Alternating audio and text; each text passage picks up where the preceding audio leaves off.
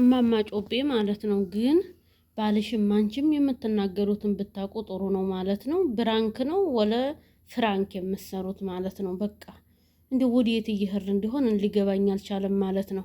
አክምባሎ ሰበራ ምን ሰበራ እሱ ለብራንክም ሆነ ለቁም ነገር እንደዛ አረጋታለሁ ጠይቃታለሁ ብሎ መጣ ተናቱ ቤት ወይም ተቤቱ ወደ እናትሽ ቤት ማለት ነው። አንቺ ደግሞ መልሰሽ ግልጥልጥ አድርገሽ በ45 ቀኑ አንድ ሴት ልጅ ያክምባሎ ሰበራ ይባላል። ድንግሉን ማን ይውሰደው? ድንግሉ አረ ነውር ነው። ድንግሉን እንኳን አይደለም ለዚህኛው ለመጀመሪያ ባልሽ ተሰጨው አትሽጨው አልታወቀም። አሰላም አለይኩም ረህመቱላሂ ወበረካቱሁ። ውድና የተከበራችሁ የመሪም ቅመም ቻናል ተከታይ በሙሉ ሰላም እንዴት ናችሁ? እኔ አልሐምዱሊላህ ሰላም ነኝ። ለቻናል አዲስ የሆናችሁ ሼር፣ ላይክ፣ ሰብስክራይብ እያደረጋችሁ አበረታቱኝ። ዛሬ እንግዲህ እየላችሁ የመጣሽሁት ሀገራችን ሰላም ጋር ሀገር ሰላም ይሁን ብላለች እማማ ዝናሽ። አሁን የመጣብንን በላ ደግሞ አላህ ሱብሃነ ተዓላ እሱ ነውና ሰጪውም ነሺውን አላህ አንሳልን ተዝህ ተክፉ ወረርሺ በሽታ ማለት ነው። ቅድሚያ እንግዲህ እንደገባሁላችሁ እንደገለኩላችሁ ይሆናል ማለት ነው። ያው እማማ ጮቤ እንደምታዋት የሁለት እናት ሊሆናለች ማለት ነው። ሆኖም ሳለ አንድ ሴት ልጅ ወይም አንድ ወንድ ልጅ ማለት ነው ትዳሩንና ልጁን ክብሩን ተነ ቤተሰቡ ተነ ማንነቱ ዝቅ ከፍ አድርጎ የሚያሳፍረው የሚያስከብረው ራሱ ነው ማለት ነው። ስለዚህ እማማ ጮቤ ተፊቱ ባልሽ ተማሪ። የፊቱ ባልሽ ጋርም ፍቅር ልንሰራ ነው ተመርምረን እናንተኛ ናተኝ እያላችሁ ዝም ብላችሁ ትትሟዘዙ ብዙ ጊዜ አልጋ ላይ እናያችኋለን ማለት ነው። ቢንያምም በቁምጣ በባንት ሆኖ ምናምን ይሄ ነውር ነው። የባሉን ገበና ሚስት የሚስቱን ገበና ባል ማውጣት የለበትም፣ ነውር ነው።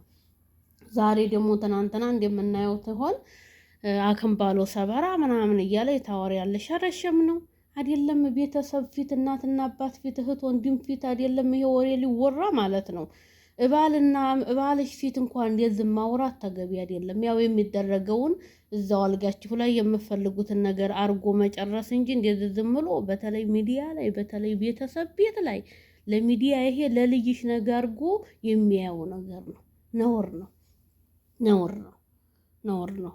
ነገን እወቁ፣ ነገን እፈሩ። ዛሬ የምናወራውን የምንሰራውን ላናቅ እንችላለን፣ እውር በሬ ልንሆን እንችላለን። ነገን ግን ማስተዋልና መገንዘብ አለብን። ምክንያቱም ቪዲዮ ደግሞ ለሌሊ የሚቀመጥ ስለሆነ ነገ ባላልኩ ኑሮ እንደዚህ ባልተነፈስኩ ኑሮ የሚያስብል ቃል አትጠጠቱ ማለት ነው፣ አትናገሩ። እንግዲህ ያው ሴት ልጅ ትንወልዲት ተነልባችን እንሰጣለን ለወንድ ልጅ ይባላል። ወንድ ልጅ ምንም ቢወድሽ ወንድ ያው ወንድ ነው።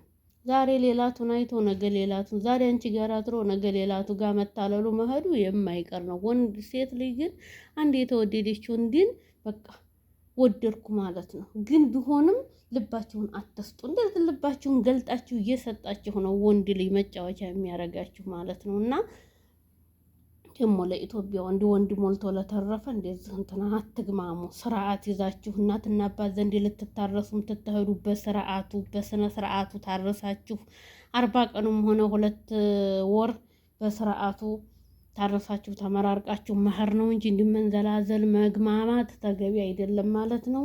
ውዶችዬ እንግዲህ የመጣውን በሽታ ደግሞ አላህ እንዲያመጣው አላህ ያንሳልን፣ አላህ ይመልስልን። ሀገራችንን፣ ህዝባችንን፣ ቤተሰቦቻችንን አላህ ሰላም አላህ ያርግልን። ውጭ ሀገርም ያለ እህት ወንድሞቻችን በሰላም ለሀገራችን ያብቃን። ሀገርም ወደ አረብ ሀገር ለመምጣት ያሰቡ አላህ ያሳካላቸው።